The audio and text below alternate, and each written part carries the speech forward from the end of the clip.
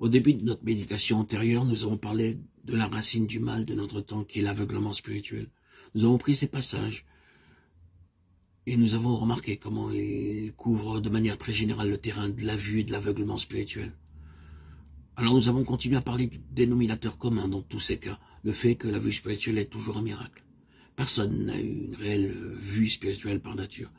C'est quelque chose qui vient du ciel, comme un acte direct de Dieu, une faculté que nous n'avons pas de manière naturelle, mais qui doit être créée de sorte que la venue de Christ du ciel dans ce monde est justifiée par le fait que l'homme né aveugle et avait besoin d'un visiteur du ciel pour lui donner la vue. Par conséquent, perdre la vue spirituelle est finalement perdre l'élément miraculeux dans la vie chrétienne, ce qui était le problème de la Odyssée. Nous avons vu par la suite que le grand besoin de l'heure est de personnes qui puissent dire en vérité « je vois ».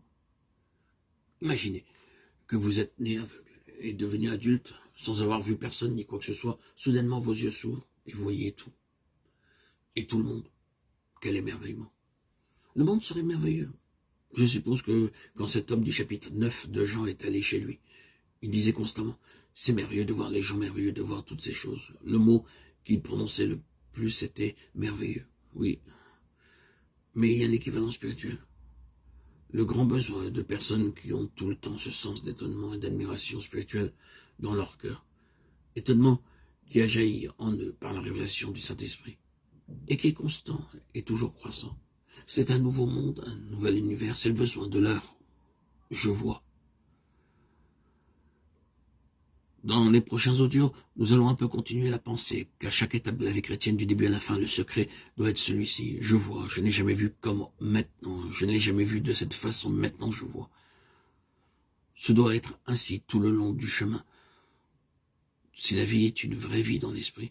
C'est pourquoi méditons pendant un moment sur une ou deux phases de la vie chrétienne, lesquelles doivent être gouvernées par cette grande réalité qui est de voir par l'œuvre de Dieu.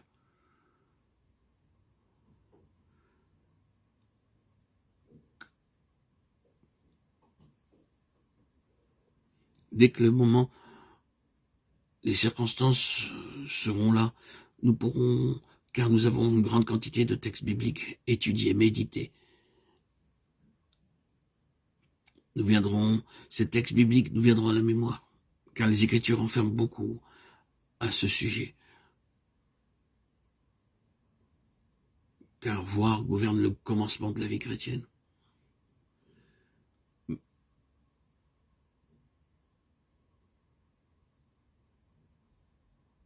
Crois-tu au Fils de Dieu?